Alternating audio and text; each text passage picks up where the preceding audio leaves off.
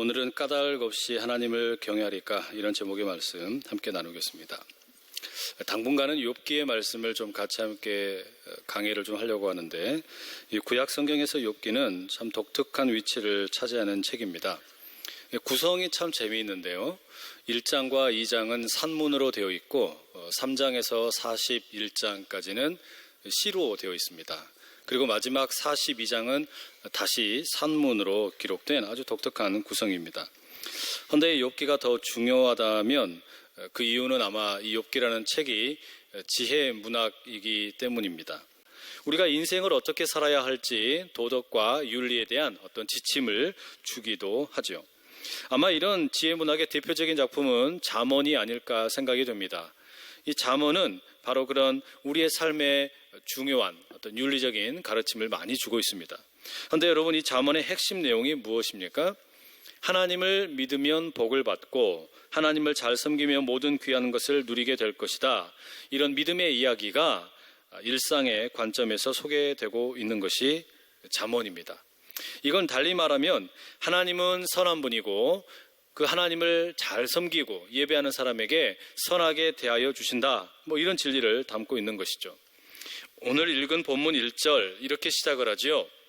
우스 땅에 욥이라 불리는 사람이 있었는데 그 사람은 온전하고 정직하여 하나님을 경외하며 악에서 떠난 자라.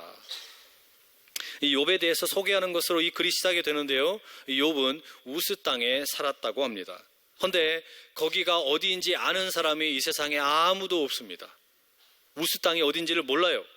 이게 무슨 말이겠습니까? 이 욥이라는 인물이 역사적인 인물이라기보다는 마치 우리가 텔레비전 드라마 속에서 보게 되는 캐릭터와 같은 존재라는 말입니다. 여러분, 얼마 전에 아주 유행했던 드라마 중에 태양의 후예라는 드라마가 있었죠. 그걸 보면서 유시진 대위와 결혼하겠다고 국방부에 전화해가지고 소개해달라고 하면 그게 가능한 일입니까? 택도 없는 일이죠. 그러면 정말 곤란하지 말입니다. 아는 분들은 아시는 거죠. 또 그 어여쁜 강모연 선생님처럼 그런 예쁜 의사 선생님에게 진료받겠다고 병원에 가보십시오. 있습니까? 당연히 없습니다. 그런데 여러분, 우리는 유시진 대위와 강모연 선생이 진짜 현실이 아니라는 것을 압니다. 그러면서도 그 드라마 보면서 우리가 때로 울기도 하고 웃기도 합니다. 왜냐하면 그 속에 등장하는 이야기가 마치 나의 이야기처럼, 우리 이야기처럼 공감이 되기 때문이겠죠. 바로 그런 이야기의 힘 때문에 우리는 드라마를 보며 울고 웃습니다. 이처럼 욥의 이야기를 보면서, 이 글을 읽어가면서 우리는 하나님은 정말로 선한 분인가? 예수님이 정말로 내 인생의 정답인가? 이런 의심을 갖고 있는 우리를 향해 이 이야기를 읽어갈 때 하나님께서는 우리를 향한 사랑의 이야기를 들려주고 계시는 줄로 믿습니다. 이 드라마의 주인공인 이 욥의 이름부터가 참 심상치가 않습니다. 이 욥이라는 이름에 대해서는 두 가지의 의미가 있는 것 같다라는 말이 있죠. 하나는 아버지는 어디에 계십니까? 라는 이런 의미이고, 또 하나는 욥이라는 뜻에 핍박을 받는 자라는 그런 의미가 있다라는 거예요. 이 둘 중에 하나만 택할 필요가 없이 이 두 개를 가만히 합해 보십시오. 그러면 우리가 욥이라는 이름을 떠올리게 되면 이런 상상을 할 수가 있게 되는 거예요. 하나님 아버지, 내가 핍박을 당할 때 어디 계셨습니까? 이게 욥이라는 이름의 뜻이란 말이에요. 하나님, 내가 핍박을 당할 때, 고통당할 때 어디 계셨습니까? 욥의 그 이름 속에 우리가 하고 싶은 이야기가 들어있다라는 말이죠.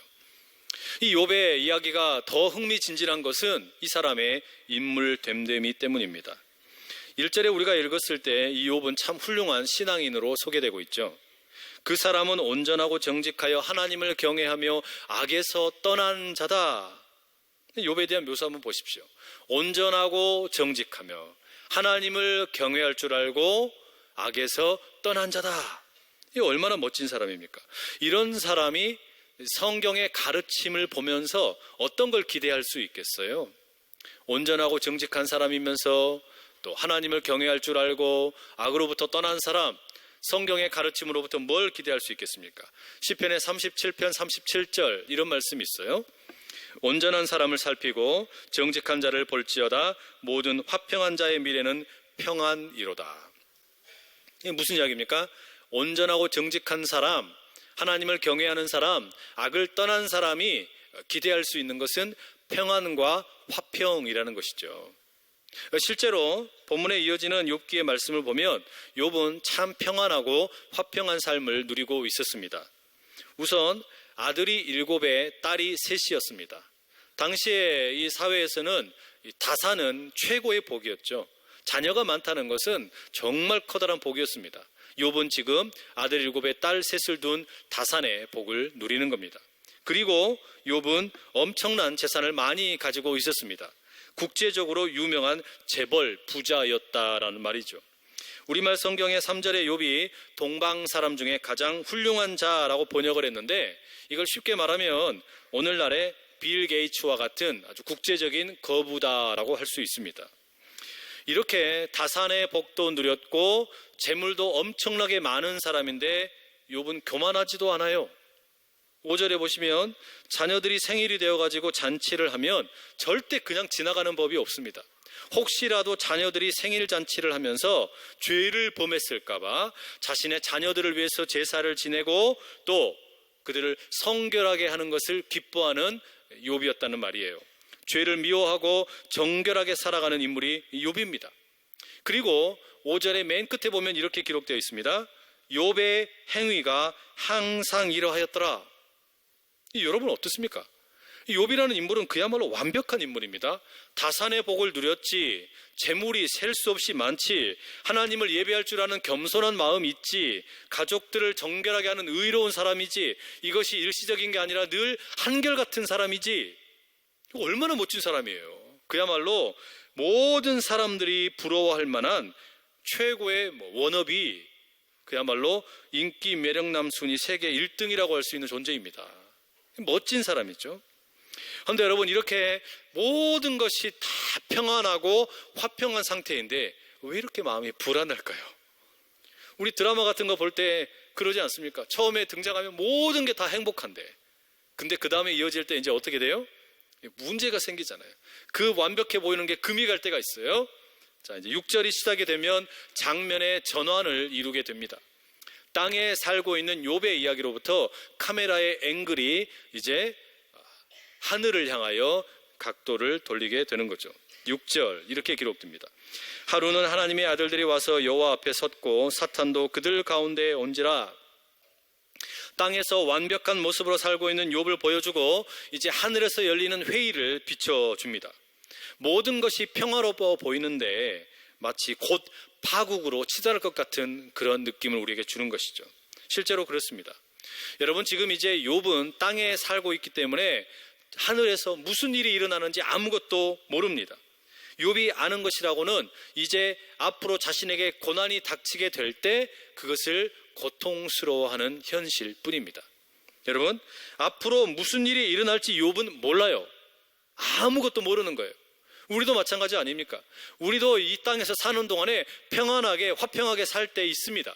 그런데 앞으로 무슨 일이 닥칠지, 평안한 일이 더 있을지 힘겨운 일이 있을지 우리는 알 길이 없는 거예요. 그런데 지금 욥의 일생에 대해서는 우리가 하늘의 회의를 슬쩍 엿보게 되는 겁니다. 그곳에는 사탄이라는 존재가 있었습니다. 사탄은 고발하는 자라고 번역할 수 있습니다. 이 사람은 일종의 사람이 아니죠. 영적인 이 존재는 비밀 경찰 요원과 같습니다. 사탄은 고발하는 걸 참 즐겨하는 사람이었습니다. 무엇을 고발하냐면 하나님의 백성들이 하나님을 충성되이 섬기지 않는다라고 고발하는 것이 사탄의 일입니다. 하늘에서 열린 대화를 한번 보십시오. 하나님께서 사탄에게 묻습니다. 너는 어디서 왔느냐? 이걸 달리 말하면 어디를 살펴보고 왔느냐라고 우리가 바꿔서 읽을 수 있어요. 그러자 사탄이 대답을 합니다. 땅을 두루 돌아다녀 왔습니다. 여러분, 이 말은 이렇게 상상을 해보게 됩니다. 사탄이 지금 기록이 되어 있지 않지만 하나님, 제가 땅을 두루 돌아봤더니 하나님을 믿는다는 백성들 보니까 다 가짜더라고요. 하나님 제대로 안 믿습디다. 보니까 다들 그냥 아주 그냥 섬기지도 않고 나쁜 짓만 일삼고 있습니다. 지금 하나님께 그렇게 고발을 하는 거예요. 사탄의 고발을 이렇게 듣고 있으니까 하나님 마음이 어떻겠어요? 언짢겠죠. 하나님께서 상당히 기분이 언짢으십니다. 그런데 거기에서 하나님이 뭐라 그러시냐? 자신 있게 소개할 만한 사람이 있다. 내가 자신 있게 소개할 만한 인물이 있다. 그러면서 8절 이렇게 들려줍니다. 네가 내 종 욥을 주의하여 보았느냐? 그와 같이 온전하고 정직하여 하나님을 경외하며 악에서 떠난 자는 세상에 없느니라. 여러분, 하나님이 욥을 하나님의 종이라고 부르시는 겁니다. 그리고 그를 자랑스러워하는 거예요. 기뻐하는 거예요. 자신 있게 소개하는 거예요. 사탄이 와가지고 하나님을 믿는 백성들 보니까 다 가짜입디다 이렇게 이야기하는데, 그렇지 않다. 욥을 봐라. 얼마나 좋은 인물인지 자랑스러운 인물인지 모른다 소개를 하는 거예요. 하나님은 지금 이 욥을 너무나 뿌듯하게 소개하고 계십니다. 욥을 향하여 하나님께서 나의 종 기뻐하고 즐거워한다라고 말씀하시는 것처럼, 우리 하나님께서 여러분을 보실 때도 내가 너를 자랑스러워한다라고 말할 수 있는 복이 있기를 간절히 축복합니다. 사탄은 그런 하나님의 말씀에 대해서 어떻게 대답을 할까요? 9절에 보시면 이렇게 기록되어 있죠. 사탄이 여호와께 대답하여 이르되 욥이 어찌 까닭 없이 하나님을 경외하리이까.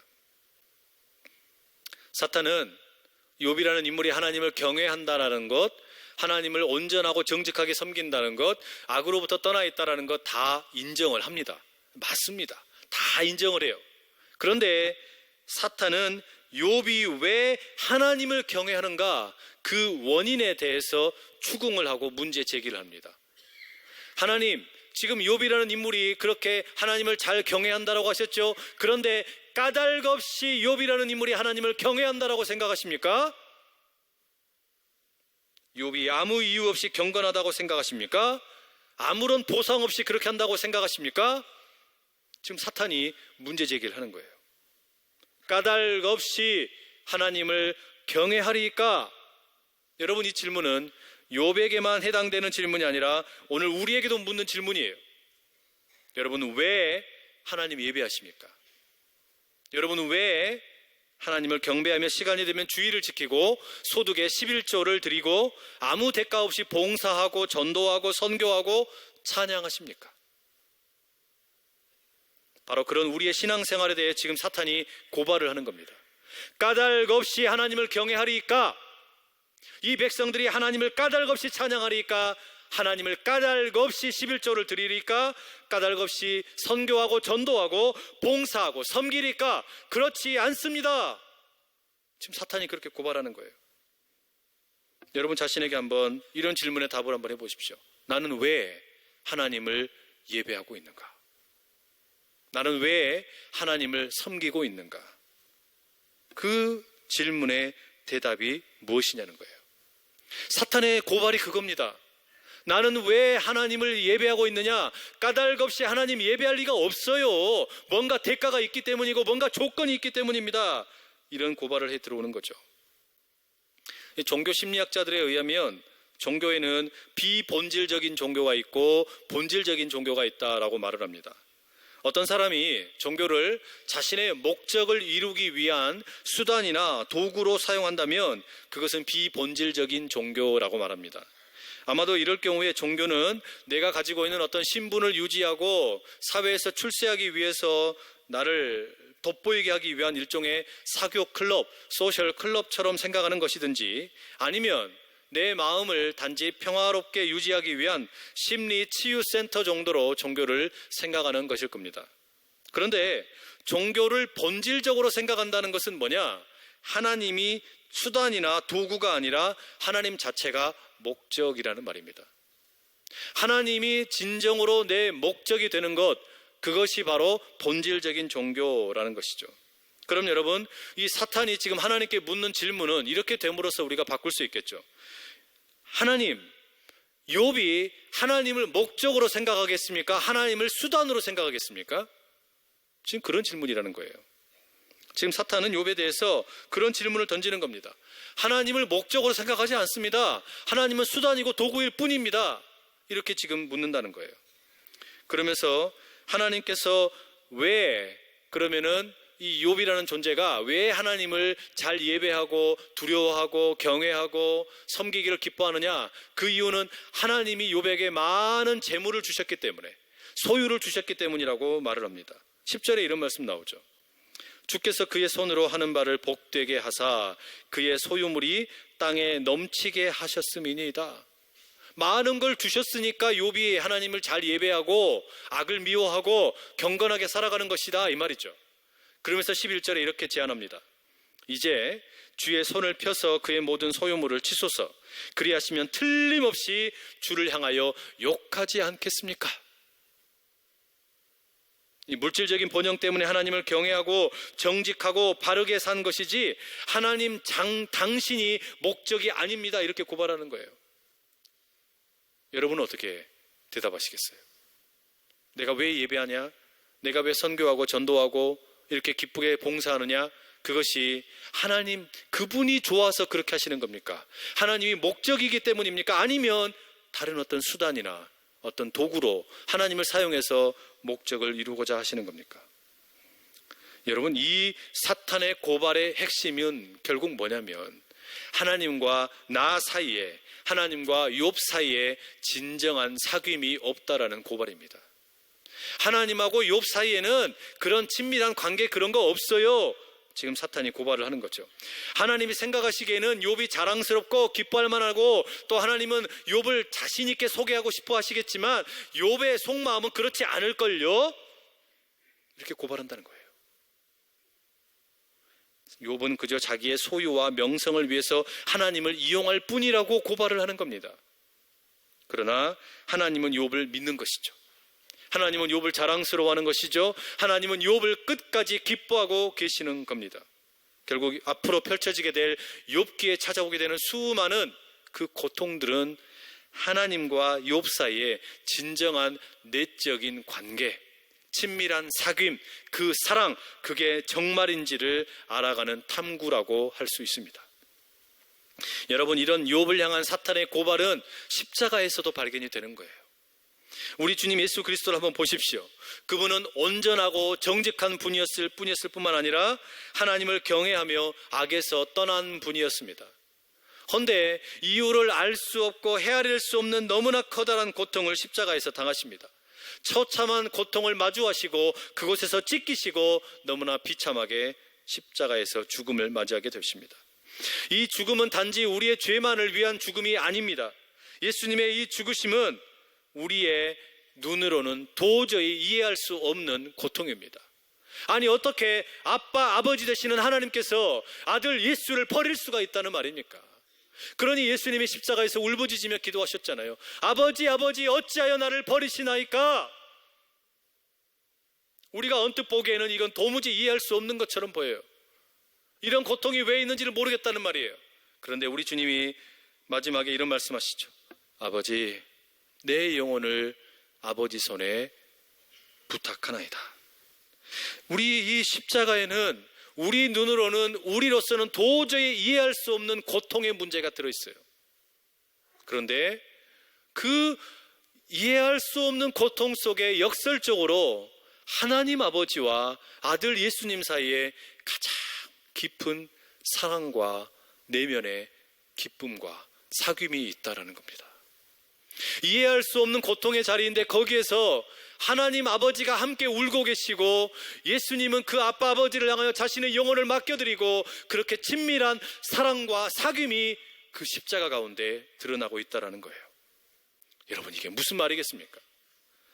우리는 욥처럼 이 땅에서 살아가는 유한한 존재입니다. 우리는 이 땅에 영원히 사는 존재가 아닙니다. 우리는 하늘에서 어떤 일이 벌어지는지 알지 못하고 내일 무슨 일이 우리에게 닥칠지 알지 못한 채 살아갑니다. 때로 우리에게 찾아오는 욥에게 만났던 그런 고통처럼 수없이 많은 고통의 문제로 인해서 우리가 신음하고 힘들어할 때도 있는 것이 사실입니다. 느닷없는 자연재해로 인해서 가족을 잃을 수도 있고, 교통사고를 만나서 어려움을 만나기도 하고, 질병으로 인해 참 인생의 고통을 겪는 일들이 얼마나 많습니까? 그런 일들을 겪을 때마다 우리는 질문이 생기고 의심이 됩니다. 예수님이 정말로 내 인생의 정답입니까?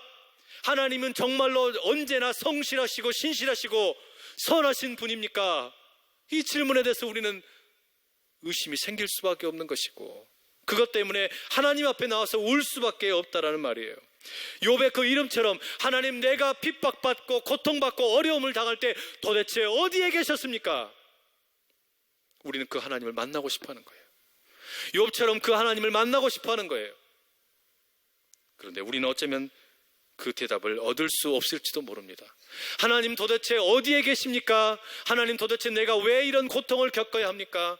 우리는 그 대답을 알 수 없을지도 모릅니다. 그러나 여러분, 그 대답은 구할 수 없을지 모르지만, 내가 왜 이런 일을 당해야 되냐고 그 이유는 알 수 없을지 모르지만, 그 자리에 희한한 하나님과 우리 사이에 사귐이 있다라는 말이에요. 그 고통 속에 하나님과 나와의 관계 가운데 깊은 내밀하고도 은밀한 깊은 사랑과 사귐을 갖게 되는 줄로 믿습니다. 그러니 여러분 기억하십시오. 만약에 내가 믿는 하나님이 수단이 아니고 도구가 아니고 진정 하나님 그분이 나의 삶의 목적이라면, 내가 하나님 그분의 뜻대로 살아가기를 원한다면, 그 고통과 아픔이 주님과 내가 참으로 깊은 교제를 갖게 되는 통로가 됨을 믿으실 수 있기를 축복합니다.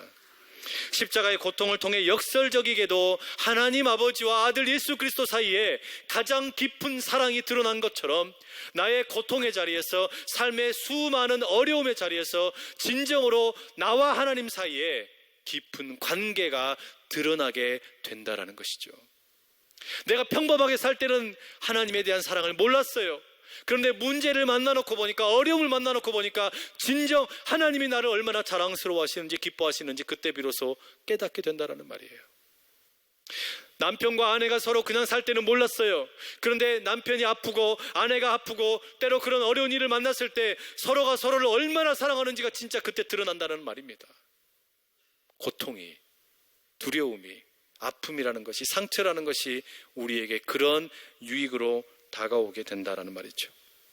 우리가 아픔과 고통을 겪고 있을 때 우리 기억해야 될 게 있습니다. 하나님은 나를 자랑스러워 하신다는 겁니다.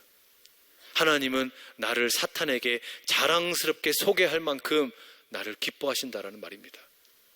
그 하나님께서 우리의 고통의 자리에 찾아오셔서 싸매어 주시고 고쳐주시고 함께하여 주실 줄로 믿습니다. 찬송가 382장 1절과 4절에 가사가 이렇게 되어 있습니다. 너 근심 걱정 말아라, 주 너를 지키리. 주 날개 밑에 거하라, 주 너를 지키리. 주 너를 지키리. 아무 때나 어디서나 주 너를 지키리. 늘 지켜주시리. 어려운 시험 당해도 주 너를 지키리. 구주의 품에 거하라, 주 너를 지키리. 주 너를 지키리. 아무 때나 어디서나 주 너를 지키리. 여러분, 혹시 지금 헤아릴 수 없는 고통이나 원치 않은 아픔 때문에 힘들어하고 계십니까? 내가 그렇게 열심히 예배드렸고, 그렇게 하나님을 향하여 봉헌생활도 열심히 했고, 선교하고 전도하며 아름답게 섬겼는데도 불구하고 왜 내게 이런 고통이 있는지 이해되지 않으십니까? 오늘은 그 고통과 어려움과 문제들에 대해서 답을 드리지는 않습니다. 정답을 드리지는 않습니다. 그러나 여러분이 가지고 있는 그 고통의 자리, 그리고 그 어려움의 자리를 묵상할 때 하나님과 여러분 사이에 진정 귀한 사랑의 사귐이 깊어질 수 있기를 축복합니다. 나는 아직 이 답을 얻지 못했지만 하나님이 나를 기뻐하신다는 것, 하나님이 나를 자랑스러워하신다는 것, 하나님이 나를 자랑스럽게 사탄에게 소개할 수 있다는 것, 그 믿음을 가지고 나갈 수 있는 저와 여러분 되기를 간절히 축복합니다.